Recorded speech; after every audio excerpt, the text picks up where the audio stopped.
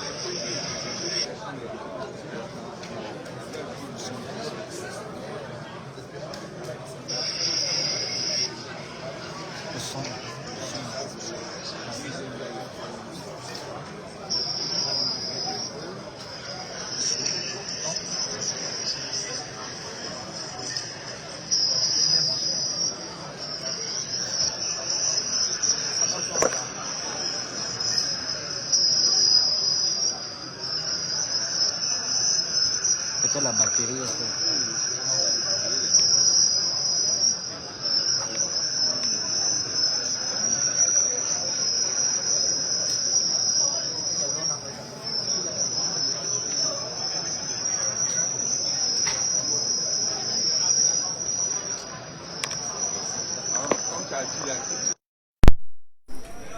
Un, deux.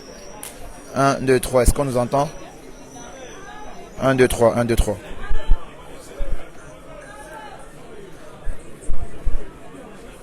C'est bon? Ça y est, nous sommes donc définitivement de retour cette fois-ci. Le son a été réglé, amis internautes. Nous sommes en direct de la salle de conférence du Palais de Culture d'Abidjan, Rigobertson, qui vient donc de s'exprimer face à la presse. Yvan, première réaction quand on a vu et écouté Rigobertson face aux journalistes. Réaction. Ouais, c'est un Rigobertson très humble, qui n'est pas parti en vrille, permettez-moi l'expression, comme il a l'habitude de faire. Vous avez d'ailleurs vu sur la dernière question sur laquelle Alou Goloko, le responsable média de la CAF qui coordonnait cette conférence de presse, a autorisé qu'on pose une question en pidgin. Il n'a pas voulu aller là-dessus. Oui. Et il a expliqué justement qu'après ça va aller dans tous les sens et qu'on va essayer de se moquer un peu de lui. TikTok, voilà, Instagram. Voilà, se moquer de lui sur les réseaux sociaux. Ça témoigne d'un Rigobertson qui est très concerné, très concentré sur son match. Et on l'a senti aussi au travers de ses réponses. La dernière fois, il n'avait pas voulu répondre à ma question. Cette fois-ci, il a répondu en apportant d'ailleurs des explications qui tenaient la route. Donc ça semble dégager du calme, de la sérénité, mais surtout de la concentration côté Rigobertson. Il y a certes le Rigobertson qui a autrefois été joueur, il y a le Rigobertson aujourd'hui qui a été entraîneur. Le Rigobertson, joueur, avait réussi quand même à battre cette équipe du Nigeria, c'était en 2000 au tir au but. Je crois qu'il inscrit d'ailleurs l'un des tirs au but voilà, de la victoire, je crois. Et aujourd'hui, il y a donc ce Rigobertson qui est là en tant que sélectionneur du Cameroun. Il a été interrogé sur ces deux casquettes-là et clairement, il est revenu en disant que voilà, c'est notre époque et aujourd'hui, les garçons ont le devoir de faire aussi le pas de l'histoire. Oui, tout à fait, il a raison de dire que cette histoire elle est passée, ça fait plus de 2 décennies, ça fait 24 ans que le Cameroun et le Nigeria se sont opposés lors de cette finale-là. C'est une toute autre génération, même lors de la dernière opposition en CAN entre le Cameroun et le Nigeria il y a 5 ans en Égypte. Il y a très peu de joueurs qui sont dans cet effectif qui étaient. C'est-à-dire que ceux qui sont là n'ont pas forcément comment dire, la blessure psychologique entre guillemets de cet échec face au Nigeria en 2019. Et donc eux, ils vont certainement aussi avoir ou bien se faire briefer sur l'historique de ces confrontations-là. Et je pense qu'ils auront à cœur d'écrire leur propre histoire. Et ils vont essayer de l'écrire, nous le souhaitons différemment de ce que ceux de 2019 et de 2004 ont fait, c'est-à-dire que en allant chercher la victoire face au Nigeria et pour s'éviter une sortie prématurée en huitième de finale. Il faudra donc s'éviter une sortie prématurée en huitième de finale. Yvan l'a si bien mentionné. Yvan, mais restons toujours sur les déclarations de Rigobertson. Il a été aussi interrogé sur Victor Osimhen et il a estimé que c'est un joueur qu'il connaît très bien. C'est le meilleur joueur aujourd'hui en Afrique, dit-il, dit Rigobertson, et qu'il évolue avec son capitaine du moment, en l'occurrence Franck-André Zambo Anguissa. Est-ce que tu n'as pas senti une sorte de crainte ou alors plus de respect vis-à-vis de l'attaquant nigérian de la part de Rigobert Song? Moi, je pense que c'est davantage le respect du statut du joueur. Il n'a pas tort de rappeler que c'est le meilleur joueur africain. Il a gagné le ballon d'or il y a à peine 1 mois, à peine 2 mois. Donc jusqu'à ce qu'il soit destitué, ça reste le meilleur joueur africain. C'est vrai, depuis le début de la compétition, il est un petit peu en dedans. Et même au niveau du Nigeria, les questions commencent un peu à se faire ressentir autour de Victor Osimhen. Et le fait que Zamboanguis soit son coéquipier à Nantes, on ne va pas être naïf, certainement au niveau de la préparation tactique de veille de match. Voilà, Zamboanguis, ça va probablement leur glisser des indices sur comment est-ce qu'il se comporte habituellement en Naples et comment est-ce qu'on pourrait faire pour limiter son impact dans le jeu de demain. Peut-être pas mettre un plan spécial anti-Osimhen, mais au moins collectivement avoir des rudiments qui nous permettent de limiter son impact et de faire l'essentiel pour que demain il ne puisse pas nous punir comme il a l'habitude de le faire lorsqu'il évolue avec le Napoli. Donc ça va certainement être ça. C'est ça aussi l'avantage d'avoir un gars comme Zamboanguis qui est coéquipier avec lui en club. Ça va pouvoir aider le staff dans la préparation de ce match, je pense. Depuis le début de la compétition, il y a eu une sorte d'instabilité au poste des gardiens de but. Il y a eu le premier match Fabrice Ondoa, deuxième match André Onana, troisième match Fabrice Ondoa.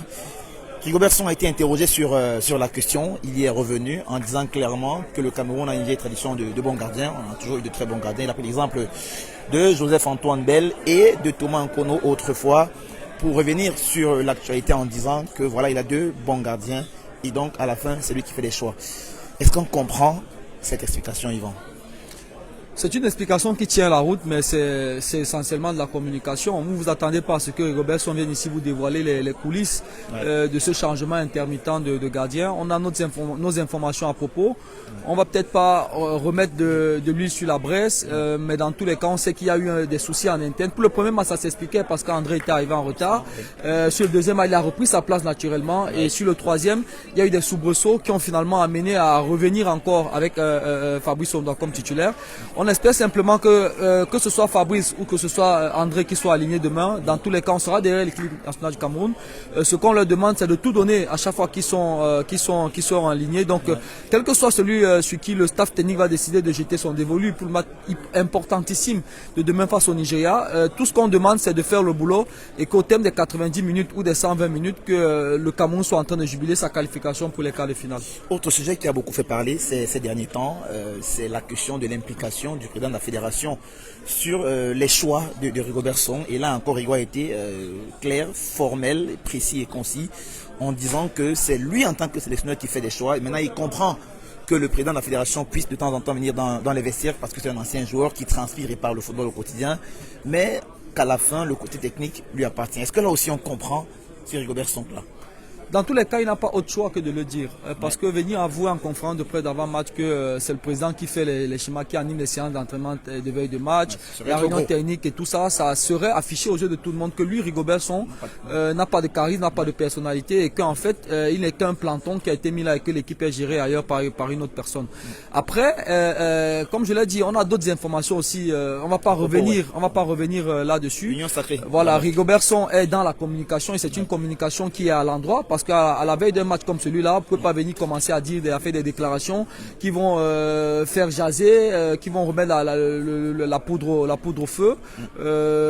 Donc voilà, il essaye de maintenir l'équilibre psychologique et le calme relatif autour de son équipe pour ne pas rajouter une pression supplémentaire inutile à son équipe et de focaliser toutes les intentions sur ce match de maintenant. En termes de communication, c'est une communication qui passe, même si ça ne cadre pas forcément avec toutes les informations que nous avons, mais le plus important aujourd'hui ce n'est pas ça, le plus important c'est le match de demain et on espère que la communication dont il a fait montre aujourd'hui, ils vont pouvoir afficher une attitude demain qui va dans la continuité de ce qu'il a dit aujourd'hui en conférence de presse et qu'on va voir des guerriers sur le terrain, on va voir un encadrement technique inspiré qui fait des bons choix, qui manage bien son match et qu'au terme des 90 minutes que nous aussi on soit dans les rues d'Abidjan en train de célébrer la qualification de notre équipe. Il y a eu dans cette conférence de presse Rigobert Song, mais juste à côté de lui, il y avait Faris Pemi Moubagna, le néo-marseillais, qui était bien là aussi en conférence de presse, qui lui aussi s'est exprimé, qui a dit que ces hymnes-là, dont on parle beaucoup au côté camerounais, ils l'auront demain, ils en feront encore demain pour venir à bout du Nigeria. Moubagna en conférence de presse, qu'est-ce que ça a donné pour toi? Non, bon communicant, je pense que le choix a été bien fait de la part de l'équipe de communication. Timing parfait. Oui, le bon timing. C'est un joueur sur qui il n'y a pas forcément de regard. Ouais. Vous voyez, ça tranche par exemple d'un Fabrice Ondoa, d'un André Onana, d'un Zambo Zambo Anguissa, d'un Toko Ekambi par exemple, sur qui des questions auraient été peut-être un peu plus dures. C'est un joueur sain. Voilà, c'est un joueur qui joueur vierge par exemple, Okay. on peut utiliser cette expression. Et il a, en termes de maîtrise de communication, il a plutôt eu les mots, les bons mots, les mots justes, pas un mot de plus que l'autre. Et donc je pense que finalement le choix a été bien fait, puisque les questions auxquelles il a été amené à répondre, il a plutôt bien répondu. Est-ce qu'on pourrait s'attendre à le voir demain peut-être titulaire dans cette attaque camerounaise, lorsqu'on sait que jusqu'ici, tous les joueurs qui sont présentés en conférence de presse de veille de match avec Rigobert Song ont de façon systématique été alignés comme titulaires. On se souvient de Olivier Kemen lors du premier match, deuxième match on a eu Notolo. Voilà, et par la suite, en fait tous ces joueurs ont toujours été titulaires. Est-ce que on pourrait s'attendre aussi à voir un Faris Moumbagna demain aligné d'attaque à la pointe? Au-delà du rapprochement que tu fais avec les coïncidences des précédentes, je pense que de façon plus objective, je l'ai relevé, je crois hier la production, avant-hier dans la production de veille de lendemain de match que nous avons fait, la rentrée de Faris sur le match face à la Gambie, nous a apporté un peu plus de dynamisme sur notre front offensif, notamment dans le pressing et le repli défensif. Ça nous a conféré un certain équilibre. À côté de ça, il faut quand même dire que demain, on aura affaire à une équipe du Nigeria qui a des défenseurs centraux très colosses. Et donc, si vous mettez un avant-centre qui est un peu frêle et qui ne peut pas répondre en termes de gabarit, parce que si le différentiel, en termes de gabarit, comme c'est le cas par exemple avec Franck Magri, est trop important, on aura un attaquant on l'a vu face à Kalidou Koulibaly. Voilà, qui risque de se faire bouffer pratiquement et passer inaperçu. Or Faris, lui, avec son gabarit, avec ses prédispositions naturelles en termes d'abattage dans le pressing, peut nous être important demain face au Nigeria. Et donc pourquoi pas imaginer une titularisation de Faris Moumbagna demain contre les Super Eagles. Faris Moumbagna demain pour apporter donc ce petit côté un peu athlétique et même physique à la pointe de l'attaque des Lions indomptables. Un peu à l'Andic També, c'est ça? Non, pas forcément. Pas forcément. Je pense qu'il a un peu plus de qualité offensive quand même que Ndip També qui pourrait faire valoir demain. Ok, donc on se dit donc que peut-être on pourra le voir titulaire face à cette équipe du Nigeria. Ce Faris Moumbagna serait d'ailleurs sa première titularisation dans cette CAN, oui. Dans cette CAN, oui, effectivement. Avec le Cameroun, non, parce qu'il a été titulaire face au... Non, évidemment, on parle de la CAN et donc ce serait sa première titularisation avec les Lions indomptables du Cameroun. Mais au-delà de la conférence de presse, Yvan, essayons un peu de nous projeter sur la rencontre qui arrive demain. Certes, on a vu le sélectionneur nigérian, on a vu le sélectionneur camerounais aussi qui sont tous exprimés. On a vu de la sérénité de part et d'autre, on a vu du respect de part et d'autre, on a vu des personnes qui étaient très concernées par l'objectif qui est le leur, celui de chacun, c'est-à-dire pouvoir passer à la phase des quarts de finale. Mais sur ce match demain, au-delà du côté sportif, il y a aussi une sorte de notoriété, même de suprématie africaine à défendre entre le Cameroun et le Nigeria. Oui, c'est quand même 8 Coupes d'Afrique qui vont s'affronter demain sur la pelouse du stade Félicia au Fouet-Boigny d'Abidjan. C'est un grand classique. Il y a d'ailleurs un confrère dans la salle qui a rappelé l'historique de 84 entre les deux nations où le Cameroun avait gagné sa première CAN face au Nigeria. C'était toujours ici en terre ivoirienne, sur la même pelouse. Et donc, est-ce que demain le Cameroun réussira à remettre cela cette fois-ci en huitième de finale? Ça fait partie des enjeux en filigrane qu'il y a dans ce match-là. À côté de ça, c'est quand même un voisin, un duel j'ai envie de dire de cousins germains, parce que le Cameroun partage quand même toute sa dorsale sur le plan géographique avec de frontières avec le Nigeria, sur le pays avec lequel on partage la plus grande distance en termes de frontières. Il y a beaucoup de similitudes, il y a un grand brassage entre Camerounais et Nigérians, beaucoup de Nigérians qui vivent au Cameroun, beaucoup de Camerounais qui vivent au Nigeria, et donc c'est quelque part, c'est pour ça que j'ai parlé de... En termes d'échange économique, le Cameroun et le Nigeria est le premier partenaire économique du Nigeria. Voilà, donc c'est pourquoi j'ai parlé quelque part de duel de cousins Saint-Germain. Et donc il y a un peu tout ça qui va se jouer, surtout que ces dernières années, le Cameroun a beaucoup plus pleuré que le Nigeria, qui en a souri au-delà des référents des 2 Coupes d'Afrique des Nations. Il n'y a que lors des qualifs de la Coupe du Monde 2018, on se fait éliminer par le Nigeria. Donc il y a tous ces éléments-là historiques qui vont être mis en jeu demain. Et je pense qu'au-delà de l'assurance et du fait que les 2 équipes aient dit chacune de son côté qu'elles ne vont pas forcément penser à ces éléments historiques-là, ça va forcément être dans un coin de la tête parce que quelque part, il va falloir un peu remettre l'église au centre du village, notamment de la part du Cameroun. Ça se jouera à quoi demain finalement? Ça se jouera à la détermination. Je l'ai dit pour le match face à la Gambie, que le facteur psychologique va être primordial dans une telle rencontre. J'espère que côté Cameroun, on va pouvoir surfer sur la dynamique des 15 dernières minutes face à la Gambie. Parce qu'en termes de qualité, il n'y a pas de grand écart entre les 2 équipes. Il n'y a pas de joueurs qui évoluent à un super niveau, que ce soit côté Cameroun ou côté, si je allais dans une certaine mesure, Onana et Osimhen côté nigérian et Zambouangi. Le reste, ce sont des joueurs qui évoluent dans des clubs moyens. Ou Chukwueze quand même qui est au Milan, oui, c'est vrai aussi. Mais dans tous les cas, je pense que la différence de niveau ne va pas être énorme entre les 2 équipes. Le Nigeria, certes, fait note sur note en phase de poule, mais Rigobert l'a dit tout à l'heure. La réalité des phases de poule n'est pas forcément celle des phases à élimination directe, parce que là, c'est 90 minutes pour les 2 équipes. Il n'y a pas de possibilité de rachat pour un autre match, et donc les 2 équipes généralement donnent tout. Et je pense que cette rencontre demain va beaucoup se jouer sur le plan mental, sur le plan psychologique. Au-delà des qualités individuelles de chacune des 2 équipes, tu as cité tout à l'heure certaines individualités de part et d'autre. Est-ce que la force collective nigériane n'est pas supérieure à celle du Cameroun aujourd'hui sur la base de ce qu'on a vu jusqu'ici et surtout du match référence qui pour ma part est le match contre la Côte d'Ivoire où ils ont battu quand même le pays organisateur à domicile 1-0 et ont réussi à les contenir les attaquants sans qu'ils ne puissent inscrire de but et même sans qu'ils ne puissent d'ailleurs concéder de réelles occasions à cette équipe ivoirienne. Oui, je pense qu'en termes de collectif, la Côte d'Ivoire dégage beaucoup plus d'assurance que le Cameroun. Le Nigeria, dégage beaucoup plus de certitude que le Cameroun. C'est la meilleure défense. Un seul but encaissé en 3 matchs. Pas mal de buts inscrits quand même. Il y a un bon nombre de joueurs qui évoluent dans cette équipe depuis un certain nombre de temps.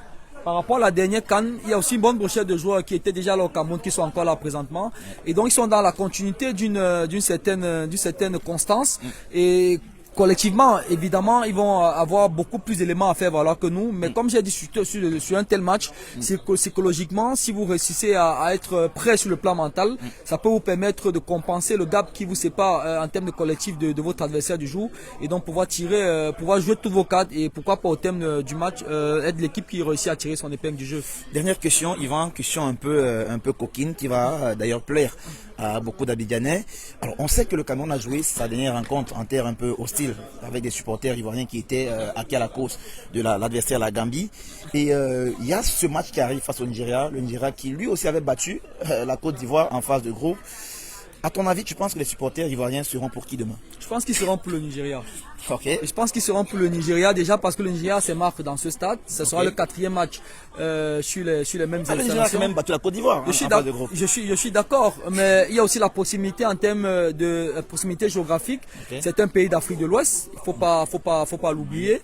Et les Nigérians et les Ivoiriens ont d'ailleurs, toi et moi on a d'ailleurs rencontré beaucoup de citoyens ivoiriens dans la rue qui estiment que la dent qu'ils ont entre guillemets vis-à-vis de nous remonte à la Coupe d'Afrique chez nous, où ils estiment qu'on ne les avait pas soutenus et donc j'imagine mal la Côte d'Ivoire demain nous soutenir avec ce contexte historique là.